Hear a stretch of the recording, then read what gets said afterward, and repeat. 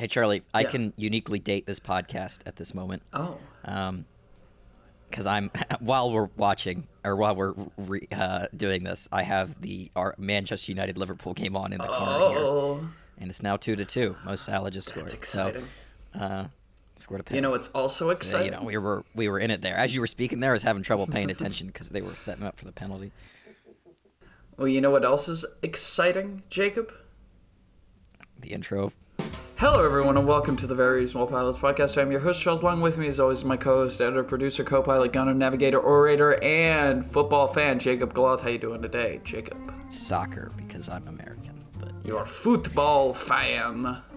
Yeah. Well, we are in the podcast now, so I have to pitch, and I can't really look at this little screen I have on the side here of the game. We are but fully in it. I have an exciting pitch for you today, Charlie. Very exciting. Okay. I'm excited. I have it pulled up. I know you're anticipating. I know you're excited. I have a couple of shows that I have not, I've left you on the hook for. And I have to sort of apologize, Your apology's not accepted until you finish the pitch. I've got one that came out 2 weeks ago. Or wait, no, even 2 weeks ago on April Fool's Day. April Fool's. Red Light Express. And the last episode I mentioned maybe not doing it because it was April Fool's Day, if you remember. I do. It's a good time. Before that, I had... do you remember? There was another show that I haven't completed. Before that, it was called... how could I forget Under the Plains of Azure. See, there's another one. Under the Plains of Azure, which I said I would do the... I don't know if it was the second half of the first season or what it was. But, I had more episodes for that because that has also ended on a cliffhanger. And then, obviously, as you just mentioned, Charlie, there is Res Publica. Which is still not out. I mean, this is like, it's not quite George R.R. Martin waiting for Game of Thrones. Like, come on. Dude, yeah. Where the fuck is it? But it's got to be close to a year now since you did the last episode of Res Publica. I mean, is it a year? Damn. I think it has to be close to a year. Season 2 came out on, what day is this? Episode 143. So we're more than 40 episodes. Okay, past. so definitely almost a year. Yeah, close to a year. I didn't realize it was that far ago. Originally, when I did that, my joke was that I was going to wait a year. I didn't even realize it had been that long. You might be waiting a year. You might be waiting a year. And you might have to wait a little bit longer because this is not Res Publica, Charlie. And this is not the Plains of Azure. No. I'm sorry to let you down, but I've got a new show here about a group of aliens who... No, I'm just fucking with you. I was going to say, you son of a bitch. You got me so excited to finish something, to have a climax. And now we're doing the Red Light Express. Edging. The second half of the first season. All right. We're back. We're back ready. in our little dingy diner. I'm sure you remember the show, but I remember. Just in case you don't, I'm going to do a quick little, catch-up sesh real quick. Please so we do. have the primary character, the protagonist, the detective, Mr. Brian Laughlin. Yeah.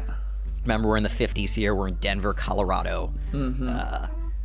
Yeah, great. The building owner, Slick, who's a little sleazy guy who Brian let off on some illegal gambling charges and is now letting Brian rent his second floor.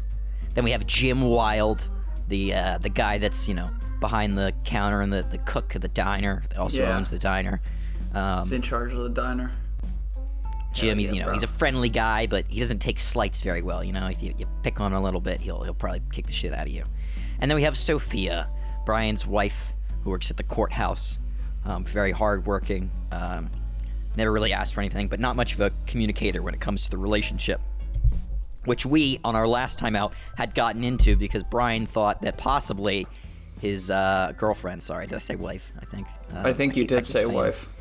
Yeah, I keep saying wife for some reason. It's his girlfriend. I might say wife again, but it is his girlfriend. I am sure about that. They're not married yet. Yes, not yet. So, last time we got out, he thought maybe it was his wife that was the killer, or his girlfriend. I just said it again, right after I said it. I said it again. Damn, I only did 3 episodes last time. Oh boy, this is gonna be a long one. All right. That's great. I'm glad to hear it. So, oh boy. Let me go back, Charlie. Who did you think the killer was? If we can go back to your my thought was that the killer was the guy who was who was slamming the guy's face into the glass next to our main character. Or no, the guy who was getting his face slammed into the glass. I thought he was the killer because he saw the detective kind of just like shirking off his horrible beating and being like, who cares? You know? Mm-hmm. And he, out of revenge. There may be an importance to that character, as we will get into very shortly. Episode 4. Brian is hit by the kid and falls onto the floor. Remember, Brian was just killed, and his wife was holding him, or his girlfriend. I just said it again. His girlfriend was holding him as they bled out in his apartment. Mm-hmm. He's hit by the kid as he gets, we're back in the time loop. He falls on the floor as the kid runs into him. He slams his fist angrily on the ground because he's pissed off because he just died again. He angrily marches over to the booth and puts his head on the table. He writes down the list again. He crosses off his girlfriend's name. I just said it again. Just as Slick sits across from him. So Slick, the building manager. Yeah. He waves Slick off, saying like, I'm busy. I've got shit going on here. Mm-hmm. And as Slick walks away, he sees his keys dangling on his belt. And he looks at them for a second. He thinks he's thinking in his mind about wait a second, okay. And then he spends the night. Watching the entrance from his apartment, entrance to the building, and he calls Jim just before the time where he always dies, and he asks Jim like, "Hey, you're still in the building?" And he's like, "Yeah, I'm just locking up right now." He's like, "All the locks are good, right? There's nothing's busted. All the doors are locked." He's like, "Yeah, everything's locked. Nothing looks bad. I mean, are you worried about someone breaking in?" He's like, maybe." And Jim's like, "Yeah, no, every door's locked. Everything's good. I gotta head out though, so I'll lock it if I leave." Jim's kind of like, all right, does fucking Brian have like a bolt complex? Is he scared that somebody's gonna break in the building? And so just as he hangs up, Brian is shot and killed. Brian gets up, goes to Jim, gets up from the floor in the diner, goes to Jim and asks him about who has the keys to the building, because he's realizing that whoever is breaking in clearly hasn't broke in to the building. Yeah, they know they can get in themselves. And Jim's like, yeah, I mean, it's Slick, it's me. Most people that have apartments here can get in. Mm-hmm. And Brian doesn't really know anyone in the apartment building besides Slick and Jim. Yeah. He has like sort of courteous relationships with people, but no one that would want to kill him, right? Yeah, bit of a lone wolf. So, yeah, I mean, he's just not like friendly with his neighbors. Is all. He's not like buddy. He'll like say hi in the hallways, but that's just like you. You're not friendly with your neighbors. Neighbor being me, because we live in the space station together. No, I fucking hate you. Anyway, so feeling like that it is Slick, because Slick's got a bit of a motive, right? If you remember, because Brian, he let him off on the gambling charges, but Slick's, he's letting him stay in the building without rent, and as you remember hearing, Brian kind of threatens him by saying like, "Hey, I'll let you off on those charges. They could show up again. Who knows? Mm-hmm. Who knows what could happen?" And he tails Slick, and he sees him go to a gun store, and there he's arguing with a clerk about the price of a double-barrel shotgun. He's like, oh boy, okay. That's I've been, and as you might remember, that's what he's been killed by multiple times, is a double-barrel shotgun, the big boom as he gets sent through the door or whatever, multiple times. Then he sees Slick go to the bank, and he's, tailing him. Obviously, Slick goes in, he's trying to get a loan payment extended, but he gets rejected, and he's getting extremely angry and agitated, and he gets in his car, and he has a little freak out, bashing the steering wheel, hair's all messed up, maybe breaks the little visor you have, like when this little sun visor you pull down to get the sun out of your eyes, maybe he breaks that in his anger, and he speeds off home. He starts going up towards Brian's door with that shotgun that he just bought, and Brian's watching from down the hall with his pistol in his hand. He's just sort of like peering down. Mm-hmm. And Slick raises his hand to knock on the door, and then Brian's got the pistol ready. He's like, I'm going to shoot him as soon as he knocks, because then I'll know it was him. But he looks at his watch, and he sees it's a little early, and he's a little like, He's like, this isn't quite right, but this has got to be him, and he has a shotgun in front of my door. And Slick raises his hand to knock, but stops. And he turns around, and Brian is forced to like squeeze into the supply closet to hide as Slick passes by. And he sees Slick go back down the hallway and go inside of his room. And he locks the door, so Brian goes back into his apartment and climbs around the balcony and around the building. And he sneaks into Slick's balcony and then into his apartment. And he can see Slick, before he climbs actually onto the balcony and into the apartment. He sees him, like, he's got the gun still, and he's loading a bigger shotgun this time. So it's an even bigger double-barrel shotgun than the one he just bought. Oh, Lord. So it's a massive fucking shotgun. And he goes into a small side room, and carefully, Brian follows into the home, gently opening the screen door, gently walking across the carpet, pistol still in his hand, being careful. And he opens the door into the side room, and he sees Slick with a double-barrel shotgun in his mouth. Oh, Bang. no. Brian turns away as the squelching sound of brains hit the ceiling. Brian vomits violently onto the balcony. He's dry heaving into the night. He's choking because he just watched some dude fucking, brain splatter all over the ceiling. We'll probably cut away right before we see that. Yeah, of course. To him vomiting. We might see we might see like a tear run down Slick's face, turn away, hear the shotgun, hear the squelching, see Brian like he's got this horrible look on his face. Some he turns blood away, might starts spurt throwing up onto Brian's face. Yeah, maybe. Just a little bit, just a tasteful amount. Because we cut to like a hallway shot of Brian looking into the room, but we don't actually see the side room. Yeah. And he's very distraught. And he wipes his mouth and turns around to open the door to get out of Slick's apartment, and is instantly shotgunned and killed. So he gets shotgunned to the chest and flies backwards. Cut back to Brian, clambers over to the booth again. He's a little, he's still feels a little sick, and he just doesn't feel right because he just saw Slick die, and he's like, he also just got shot in the chest, so he still feels like the force of it. Yeah. Like even just like mentally, and he's in the booth again, and Slick comes over asking for the money, and Brian answers before he even has a chance to ask, and he says he'll start paying rent soon. He's like, don't worry about it. Slick, I'll get you your money. All right, I understand. I'll put you in sort of a bad position. Slick's like, oh, okay, thanks, and he walks away. Yeah. And Brian pulls up his list again, writes the names down, crosses off his wife, and he crosses off Slick. Episode 5. Brian is racking his brain, trying to think of who is killing him, because he's going down the list now. Yeah. This is getting harder. He decides to narrow it down based on the gun, and as he's thinking about this massive shotgun that always kills him, and the sound it makes, his eyes glaze over the gun hanging on the wall. So we'll probably have seen this before, but he never really recognized this. So there's a gun hanging on the wall in the diner. Yeah. We'll have a shot of it in the beginning of the show, probably. It's like Chekhov's gun is on the wall, essentially.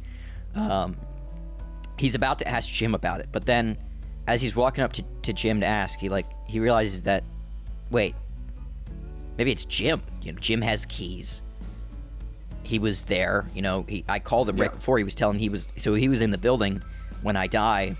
Could have been just on the other side of the door. He has a shotgun right here on the wall. And he's like, but why would Jim want to kill motive. me? Yeah. And so Brian starts talking to Jim, and he's trying to get an idea of why Jim would want to kill him.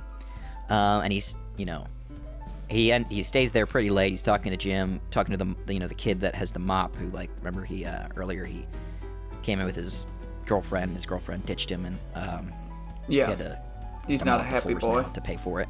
And he's talking to the mop kid too, so it's like a little trio. The mop boy is at, they're getting like a little bit of his backstory.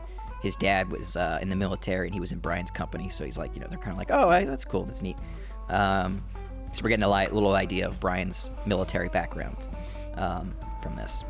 And so when the guy gets beat up on the street, Brian's like, he looks over, he's like, hey, why is that guy constantly getting beat up? And the mop boy, he's like, oh, I don't know, he likes it. It's kind of weird. He I've seen him get beat up all the time. You know, like all people through all the streets. He's always trying to pick fights, but he always just gets beat up. I haven't beat him up once. Like it's weird. This dude just likes getting beat up. And Brian looks at him for a while, and he's like, something about him looks familiar, but it's not. I don't know. He just can't quite picture it. And they stay and talk for a long time. And he's like, I can't figure it out. Jim does nothing. There's nothing Jim has against me. There's nothing wrong. And that's true in his mind until Sophia gets home, and Brian notices Jim's wandering eye, and he's like, "Oh shit." Is he trying to kill me because he wants to steal my girlfriend? Is that what this is all about? Like, he actually likes her. And she comes in, and, he's, like, overly nice to her, Jim is. And it's like in a way that Brian has never seen anyone act to anyone. Like, Jim never acts to anyone. He's always, like, this really grumpy dude behind the counter, but he's overly nice to her. And, he's like, oh, no, you don't have to make anything for dinner. I'll get you something to eat. And so he goes back to make her a sandwich, and Brian's girlfriend goes back upstairs and goes upstairs, and Brian says he'll bring the sandwich up to her. And as Jim is in the kitchen, the mop boy is over somewhere else, and his girlfriend's gone. Brian goes up to the wall and snatches the gun from it, and he hides it in the stairwell quickly. Then he grabs the sandwich, and then he runs upstairs with the shotgun. It's killed him so many times. He's giddy. He hides it in the apartment when his girlfriend leaves, and he's all excited because he's like, I have the gun that's killed me so many times. Yeah. And he's like, I'm ready. I'm ready for it this time. His girlfriend's gone. He's patiently waiting for the hour that Jim comes to kill him. It's going on a while that he's got to wait a couple hours. So he decides to work on his case a little bit, his little, his missing person case, if you remember. The grandmother wants to find her grandson. And as he's working, he finds that the dates that the grandmother has given him for the disappearance are all really sporadic. Some are recent, some of them are from a really long time ago. And she said he disappeared for a super long time ago, like years and years ago. And then he came back somewhat recently, like in the last year, stayed with her for a while, but then disappeared again and came back for like a day or so. So this kid's like disappeared, came back, and Brian calls the family and like starts relaying this stuff, and they, they're getting all angry at him because they're like, he's been dead for years. Like, that's why we don't want to talk about this to you. Like, he's been dead for years. Our grandmother has dementia. She doesn't know what she's talking about. He's like, oh, okay, so this case is just a load of shit. Yeah, this is a bullshit case. Some crazy grandma. And I'm as still he's realizing gonna take the this, money. Yeah, like I'm still gonna. This is like the nice guys with Ryan Gosling. He's like, I'm just gonna. Still gonna get paid, right? I might have a job. I lost my police job. Still put work in. Yeah, a hard day's work's a hard day's work. So when the knock comes, he says it's open, and the door swings open, and he's ready to shoot the shotgun, and he pulls the trigger, and it clicks, and then Brian looks down at the gun, that nothing's happened, and then he gets shot and killed. He's on the floor again, stands up in the diner. It's the same day repeating, obviously. And he goes to Jim and he asks about the shotgun on the wall just bluntly. And Jim tells him, oh yeah, that thing, it's a fucking antique, it doesn't shoot. He's like, oh really? And the mop boy doubles down. He's like, yeah, you can see right here the hammer on the gun is broken. There's no bullets in it either. And he looks at it, and like how on guns the hammer like comes down, it ignites the whatever shell. So that's broken, and so the gun just doesn't shoot. He's like, fuck, okay. So, the gun's on the wall because the gun doesn't shoot. That's why it's not Chekhov's gun. Makes sense. Makes sense. I did that because that's a popular criticism, or not popular criticism. It's a criticism that Ernest Hemingway had in a book of his about Chekhov's gun. It's like, no one just puts a gun on the wall. A lot of the times, a gun that's on the wall doesn't work. That's why it's on the wall. So you don't need to use a gun on the wall, because a gun on the wall could just be a gun on the wall. Yeah, it doesn't need to be important for the story, because a lot of times in real life, a gun on the wall doesn't work. I wouldn't put a working gun on my wall. No, I'd put a cool antique gun on the wall. Yeah, like all my cool antique guns that I have on this wall that I'm looking at. I know, I have a friend that has a frag grenade on his wall. It's not a real, it is a real frag grenade, but it doesn't have anything in it. It's just the shell. Huh. You know? Cool. It is cool. As he's talking, Jim says, all I have in this place is this little tiny revolver for self-defense. Like, there's no shotgun here. He's like, okay. Brian, rewrites his list because he has to every time because he's getting sent back in time. The notebook doesn't exist. Rewrites his list and he crosses Jim off.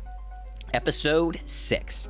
Brian heads up to his apartment and sets up a big board. So if classic detective shit, big red strings going everywhere, pictures and all that stuff. He's trying to narrow down who's killing him. So he knows it's not his wife, he knows it's not Slick, and he knows it's not Jim. So he's like, okay, clearly this is somebody this is probably someone I put away in my past, right? Someone that, because I was a cop, right? So, maybe I'm just thinking about this all wrong. I'm trying to, I'm thinking it's people close to me. I was a cop. Clearly it's somebody that I screwed over. He's putting it all together, and as he's doing this, he gets a phone call, which he's never gotten because he's never gotten home this early because he just went straight up to his apartment instead of hanging out in the diner for a little bit. Yeah. And he picks it up, and it's the dementia grandmother. He's like, oh, he's like trying to be gentle with her, assures her that her grandson is gone. He's trying to be nice about it. And she's angry and says she's going to call her daughter, and even reminds him that he, worked on the case. And he's like, what do you mean I worked on the case? And he goes through his old case files. He's like, oh shit, this was one of the first cases I ever did. I can't believe I didn't notice remember this. that. Yeah. He's worked on so many murder cases though that he's like, okay, I can't remember all of them. And he worked on this kid's murder, and he which even proves to him even more that this kid's dead. He's like, oh yeah, I did this. So, I know this kid's dead. And even tells his girlfriend about it. That investigative case I just picked up. Well, that's fucking one of these missing person cases it's one of these homicide investigations I did forever ago, and I just forgot about it. And she's like, that's crazy. So he goes back to his wall, and he's continuing to work. And he pulls up. He's trying to figure out who might be the person that's killing him. And one of the people is the person that he actually, he pinned that kid's murder on, which we'll get to in a second. But the first one is a drug kingpin that he shot during a joint homicide / narco raid. And so he's thinking maybe possible drug retaliation there. They want to get back at me because I killed this kingpin. Then it was a woman who killed 6 of her husbands and even flirted with him at the trial. So he's like, okay, possibly this lady, she wants to get back at me. But it doesn't match her MO, that sort of thing. There has to be a hole with each case. Well, we'll get to it. Yeah. All right. So right now, all these seem plausible. A masochist killer is the last one who likes to beat up victims, likes to get beat up by victims his victims in the street and then tail them home and murder them. And then Brian, he's working and his watch goes off. He sighs. He goes over to the corner. He pours a glass of whiskey, gets some sleeping pills, takes them, sits in his chair, falls asleep. He's woken up by the sound of a gunshot, and he's backboarding again in the diner. Yeah. And he's able to stay standing because he just had some sleep. He actually hasn't slept in a while when you think about it because he's just dying over and over again. So even though while he doesn't actually technically need sleep because he's waking up, with the same bodily functions of the day before, earlier that day, he sort of mentally still kind of wants it. I mean, he hasn't taken a shit. Doesn't want to actually also get shot in weeks, if you think about it. I mean, technically, yeah. He also hasn't really eaten in a while too, but he keeps waking up in that same position. Mm-hmm. So bodily, he's fine. Bowels empty, stomach full. Isn't that the dream? He goes right back outside to his car and drives to a dingy. Wait, did I skip too far? Oh no, sorry. I did skip too far. He goes right back outside to his car and drives to a dingy dive bar in the corner of town. And he goes right to the back room, despite shoving past some cartel guys. And he's about to get beat up until Gonzalo sees him. Gonzalo looks at him. He tells the guys to back off. Gonzalo's a big drug kingpin. I figured. So, yeah. And he said, "This is the guy that killed Federico Valverde." And the whole bar tenses up. And Brian asks why they want to kill him. And Gonzalo laughs. It's like, you would. You kill one of our own, and you want to ask why we want you dead? Brian's like, oh shit. He tenses up, realizing that he's probably going to die here, but he's glad that he's found his killers. He's like, yeah, finally, I've done it. And they all start laughing, and Gonzalo claps him on the back and saying that they should be paying him for what he did. Yeah. They've been trying to kill Federico for years, and he's finally got Federico off his turf, and he's been able to take over. And since Brian's off the force, he's partying for them with a little bit, drinking. They just sort of force him into it. Yeah, he of doesn't course. really want to. He wants to go back into out. And as he's trying to leave, they offer him a job because he's off the force, and he declines. And they ask him again, a little bit more forcefully. And he's like, no, I've got stuff going on right now, but I appreciate the offer. So they kick the shit out of him. Of course. They told him that if he ever comes back, he's either accepting the job or they're going to kill him. He's like, okay, I'm not going back there again. And he walks down the street tired and broken. He's bleeding. He's got missing tooth. His His arm's broken. And he slumps against the wall and his eyes close. And he just rests for a little bit, breathing heavily. And when he opens his eyes, to get up, he's just staring into the two barrels. Boom. Boom. Episode 7. Damn. Brian writes the names again, crosses them all out, including the drug kingpins, or the drug gang this time. Yeah. And he goes out to the payphone booth, and he calls the precinct. One of his buddies is still in the precinct, goes to his direct number. And he asks about the Black Widow, and Brian's like, I think she's still in prison, but I can, give her a call and find out. give him a call and see if she's still there. And the serial killer dude, I'll check on that as well. And so Brian goes back inside, and he's sitting at the diner just eating, and just thinking as he's just chilling. And the person that gets beat up outside every day, his face is smashed against the window, and Brian just stares at him as his face is pressed against the glass. And there's the look of recognition is fully there now, and he rushes upstairs quickly and flips through his old case files, and he finds the newspaper clipping of the masochist, and it's the same exact face as the one that was pressed against the window. Yeah. At that moment, the Brian gets a call from his friend who says that the widow, she's in jail still, very much not out. But the masochist, he's out now. Brian's investigation into him, as you remember, Brian got kicked off the force because he had falsified evidence. Brian's whole case fell apart, and the guy's been released because Brian falsified evidence. This guy, they're like, he didn't do it. He wasn't anywhere, near this kid when he died.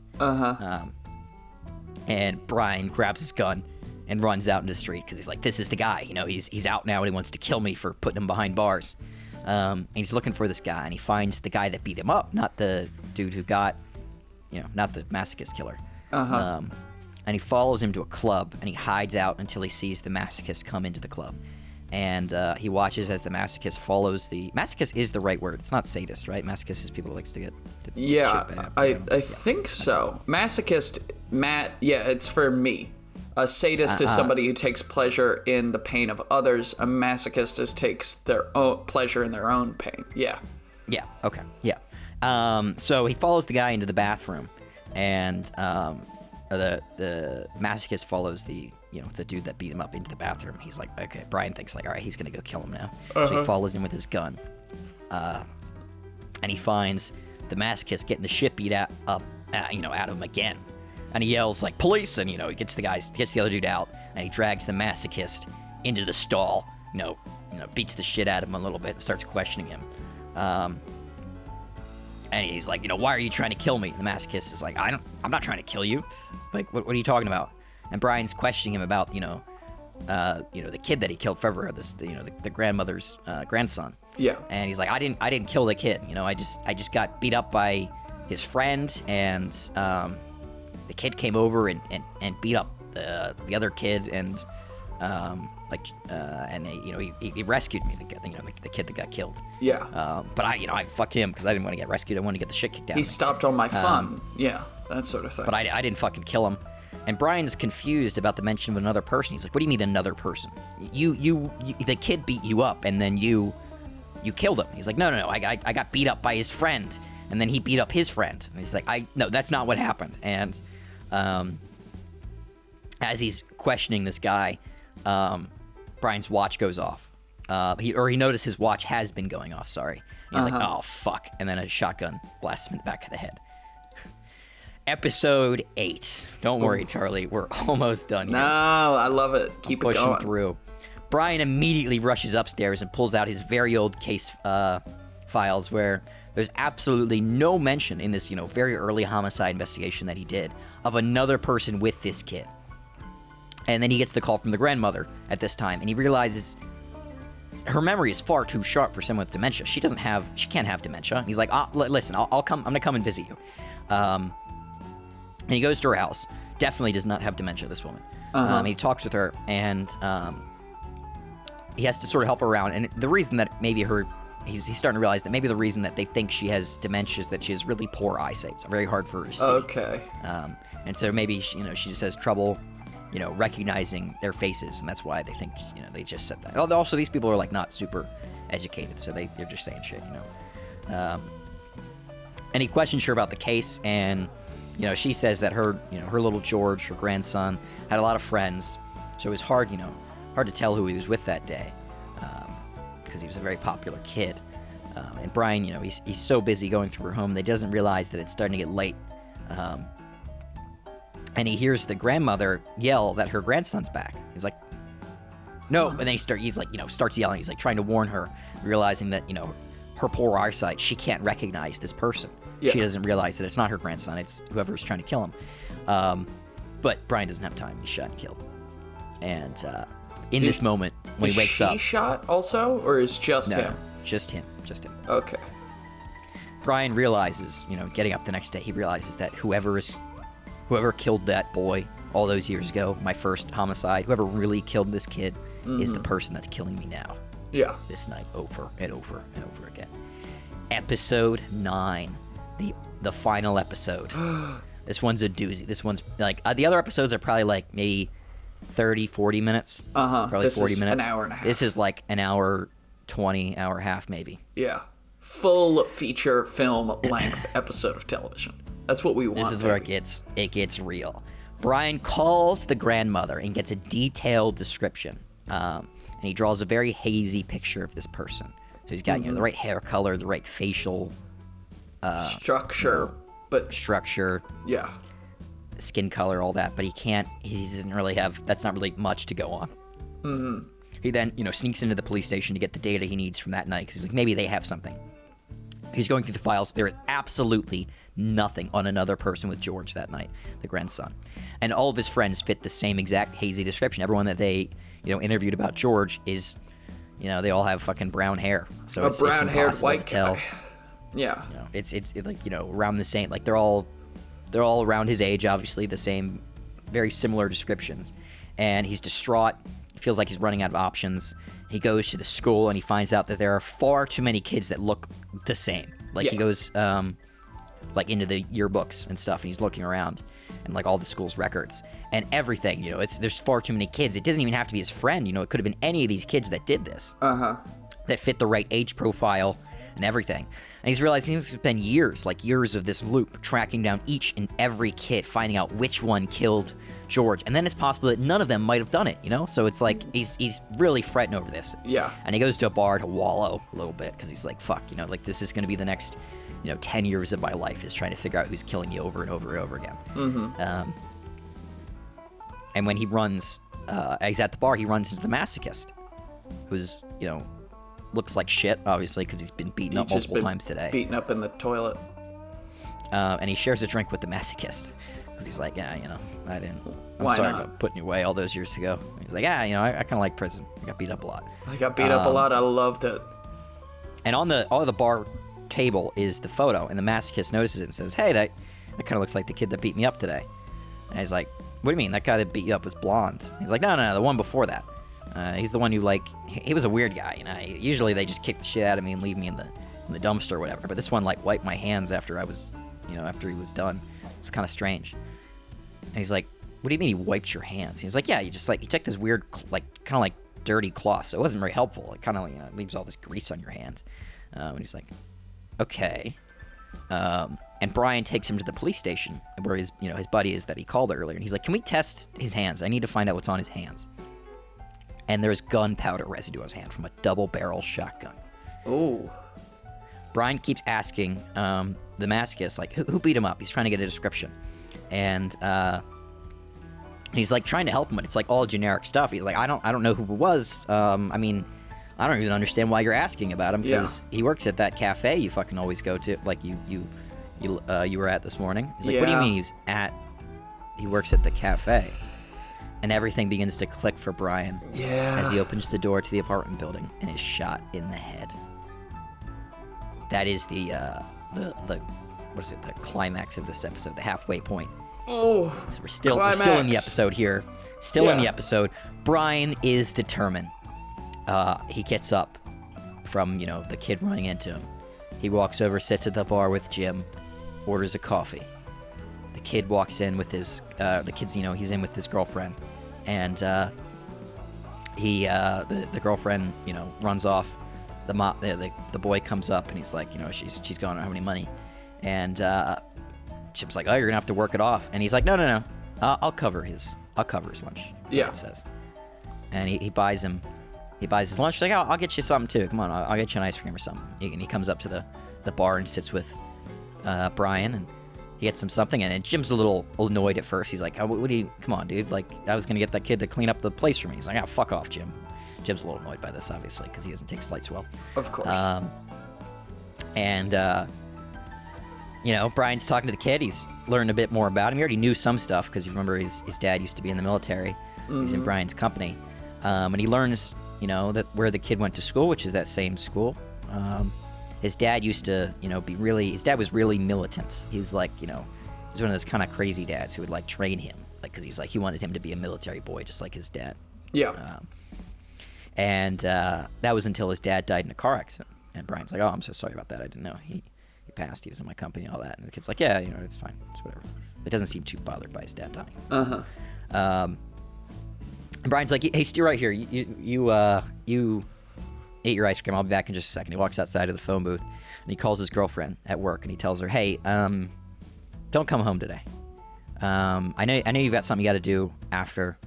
Like, he reminds her about the thing that she needs to do. She's like, oh, shit. Like, oh, I forgot. I'm going to have to stay stay late to do that. And he's like, oh, okay, that's fine. If you end up coming, there's something, just don't, he's like trying to figure out, what to say. He's like, don't come home tonight at all. I'll pay for a motel for you if you need to. She's like annoyed at him. He's like, I can't explain. It's a surprise. You can't come home tonight. I'll pay for a motel. I'll pay for whatever. Everything's fine with us. Just don't come home. Yeah. She's obviously annoyed. I'm not cheating, but you can't come here tonight. You can't come home tonight. And she, eventually agrees. And Brian takes the kid upstairs and pours him a drink. And they keep talking. And he's showing him around the apartment. And, the kid finds his shotgun. And Brian's a little unnerved when the kid picks up the shotgun. And the kid's just admiring it, though, and he puts it down. Brian's like, okay. And Brian walks into the bathroom, and he puts his revolver in his sock, to hide it. Mm-hmm. And it's now well past the time that he usually dies. Yeah. And Brian was, like, looking out the window, and he's like, I've done it. I've broken the loop. Whatever this is, it's over. Like, I'm done. Like, whatever I do now, I'm gonna, it's what's gonna happen. Yeah. That's what he feels. If I die, I die. It's over. And now this is the big, detective end reveal moment, mm-hmm. where he asks the kid, everything's, they're just having a nice conversation. They're sitting down, relaxing. And he's like, so, why'd you kill George? And the Mop Boy's like, what? He's like, yeah. Why did you kill your friend, George?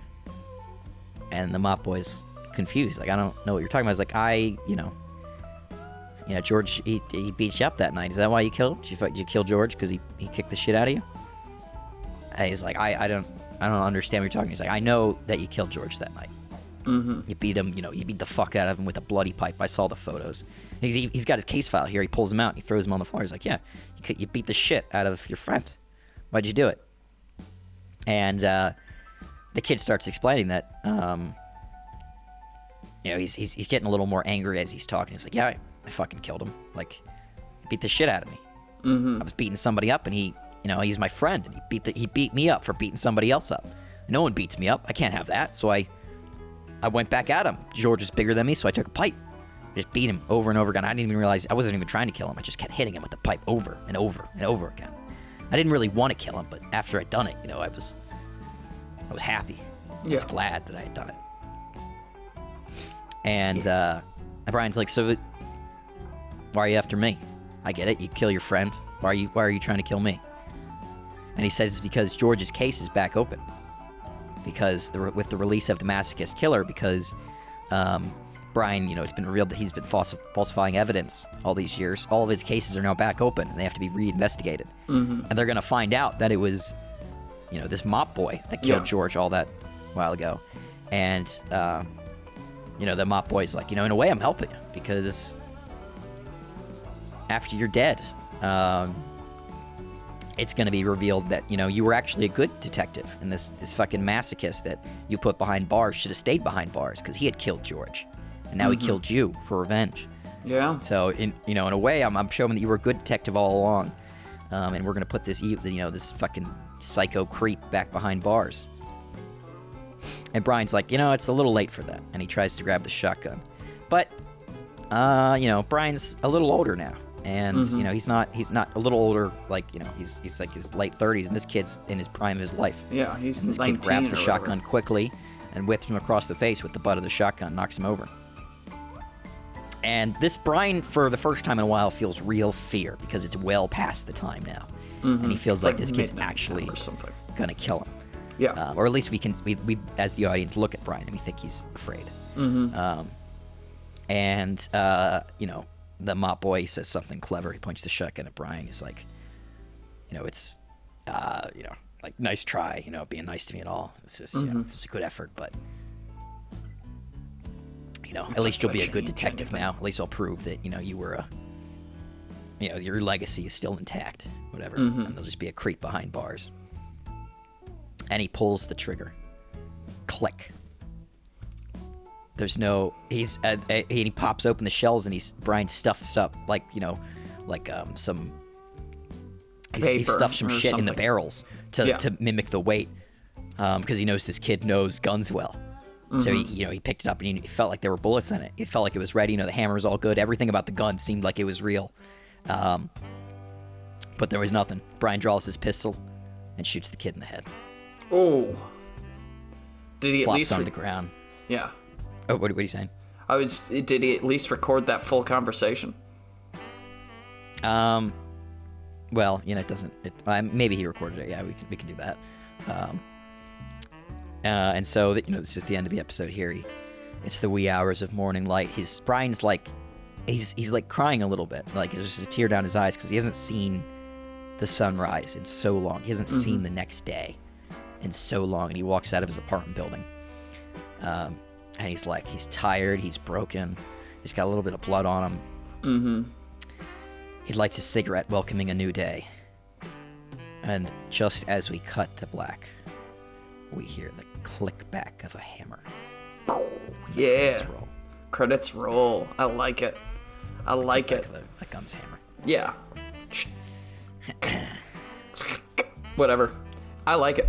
What was the title again? Give us the title one more time. The Red Light Express. The Red Light Express. Choo choo. That's what we're on, baby. I liked it. You like it? You like the ending too, with the little click, like. I like the little Sopranos style, dark ending, possibly. But maybe he's just, you know, a cop is showing up and heard the gunshots and pulled his pistol on him. Like that's one of the possibilities. Maybe you even misheard it as the audience. Was there really a click sound there? Do I have to rewind and listen? Yeah.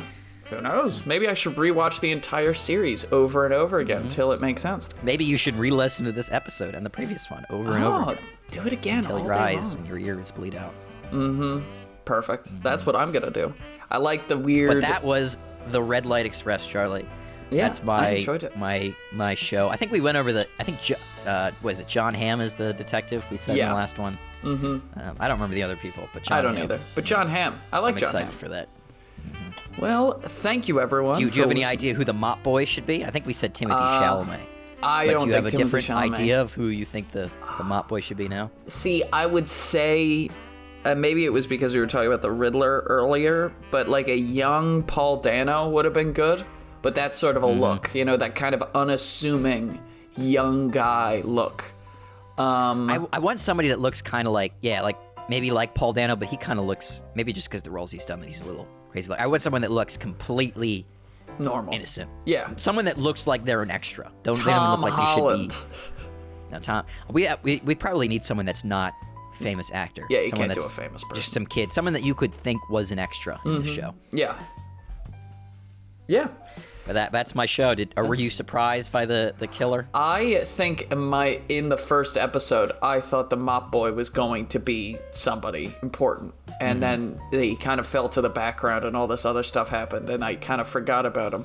And then when you start talking about, like, young men, high school age, that sort of thing, right? Very young men, I was like, ooh, mop boy.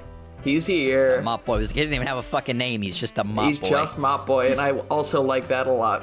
That if, even though we probably saw his name in the yearbook, maybe we obscure it with a camera angle, and his entire dialogue, like in the subtitles, it's just mop boy. It's just mop boy, yeah. That's like, in my whole scripts, or in the writing, the outlines that I did, it's all just as mop boy. Mop boy. Yeah, well, that was a very good show. I liked it.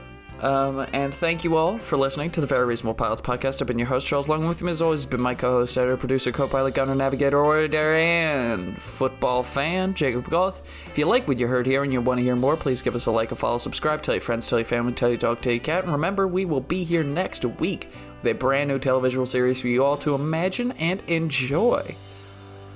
Toodles. Goodbye.